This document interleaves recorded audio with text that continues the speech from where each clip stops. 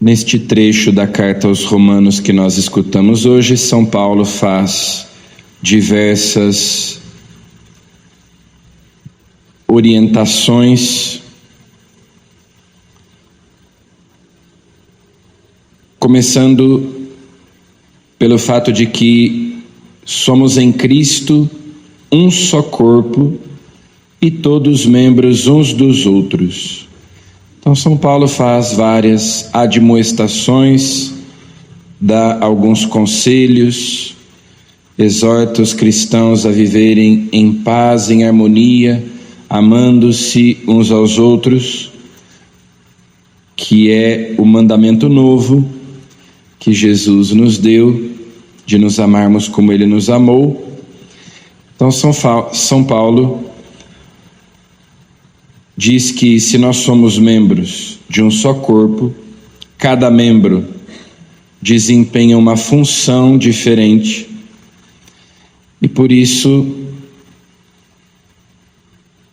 cada um desempenhando uma tarefa diferente colabora para a edificação do corpo todo. Alguns têm o dom da profecia, outros do serviço, alguns têm o dom de ensinar, outros de exortar, de distribuir donativos, presidir, praticar obras de misericórdia. Temos dons diferentes, de acordo com a graça dada a cada um de nós. Todos somos importantes para a edificação do corpo. A mão não desempenha a mesma função do pé, o nariz não desempenha a mesma função do ouvido, os olhos não desempenham a mesma função da língua, e assim por diante. Cada membro, cada órgão depende um do outro e é edificado pelo outro. Então, essa imagem do corpo de Cristo que São Paulo usa nos lembra justamente dessa interdependência que nós temos uns dos outros. Deus dá a cada um dons diferentes para a edificação do todo. Por isso, não deve haver inveja, porque o dom que Deus deu ao outro e não deu a mim, Ele deu para a minha edificação também. E assim cada um colabora, assim cada um contribui. Por isso ele diz aí no versículo 9, o amor seja sincero.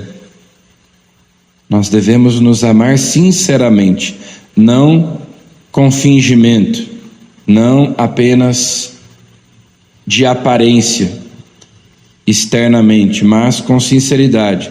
Detestai o mal, apegai-vos ao bem. E assim São Paulo vai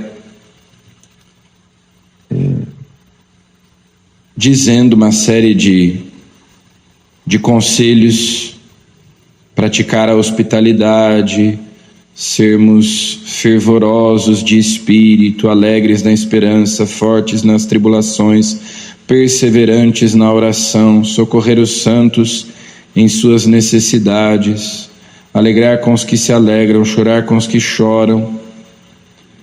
Assim nós devemos viver, assim nós devemos proceder. O nosso modo de agir, uma vez que nós somos cristãos, ou seja, recebemos o Espírito de Cristo, somos outros Cristos, então nós devemos viver assim, em paz, em harmonia, amando-nos uns aos outros. Claro, também na igreja, também na comunidade cristã, às vezes acontecem desentendimentos, às vezes também existe competição, às vezes também existe vaidade, e isso também já acontecia no tempo de São Paulo, também nas primeiras comunidades cristãs, mas São Paulo aqui nos exorta a vivermos o Evangelho nas nossas relações, na família, na igreja, na comunidade, na sociedade de modo geral.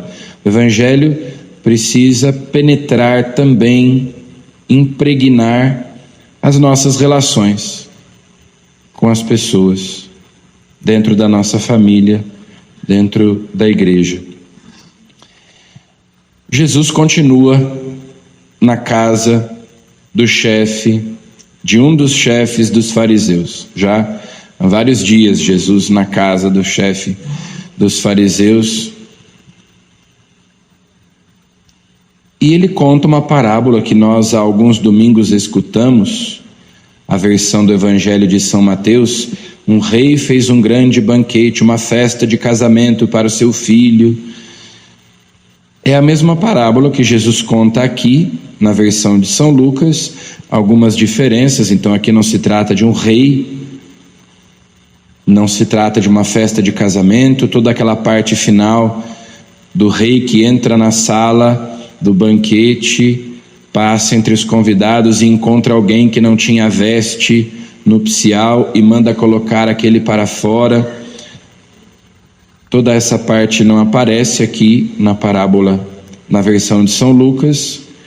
Por outro lado, na versão de São Mateus, o rei, depois de ter feito o convite, que foi recusado, e de ter insistido, e os convidados violentaram os mensageiros do rei, então o rei manda matá-los, matar os convidados que tinham violentado seus empregados, e manda os empregados outros saírem pelas ruas, trazendo todo mundo, convidando todas as pessoas que encontrassem pelo caminho. Aqui o Evangelho de São Lucas, e essa é uma característica de São Lucas, que sempre há essa referência aos pobres, aos doentes, aos que sofrem. Então aqui, aquele que preparou o banquete, manda os seus empregados saírem pelas ruas, pelas praças e trazerem especificamente pobres, aleijados, cegos, coxos.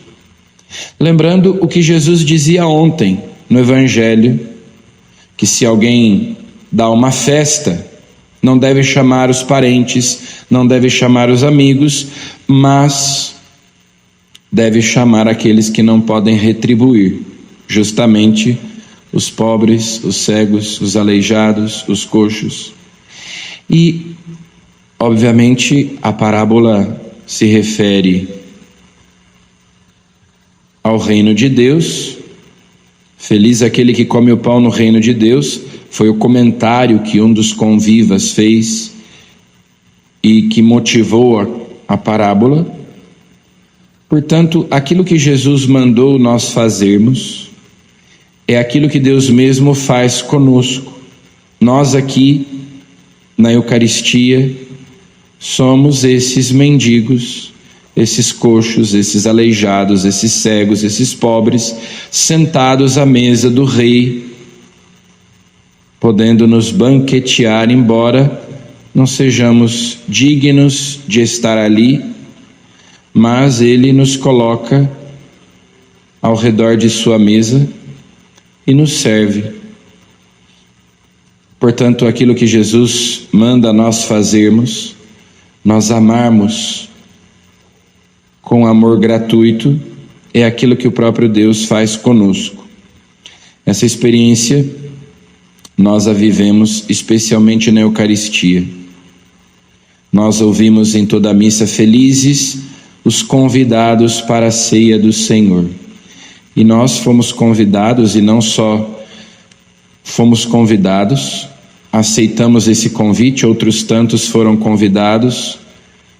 São muitos os convidados, mas boa parte deles não aceitaram o convite. Não tem tempo, não se dispõem, fazem pouco caso, são indiferentes. Nós somos felizes porque fomos convidados e estamos aqui, apesar de nossa indignidade, apesar de não termos como pagar, de não termos como retribuir esta refeição uma vez que Jesus se dá Ele mesmo a nós como alimento. E essa é a nossa condição. Na mesa da Eucaristia, pobres, doentes, cegos, e no entanto Jesus nos convida para participar desta refeição, deste banquete, não apenas aqui, mas esta mesa é uma antecipação, é uma degustação do banquete escatológico no reino de Deus. Então, assim como Deus age conosco, Ele nos convida a agir também com os outros. Uma vez que Ele é generoso no amor, nos convida a amar com generosidade também. Então, que esta Eucaristia, que é um sinal do amor de Deus por nós, nos faça amar também, assim como somos amados. Amém.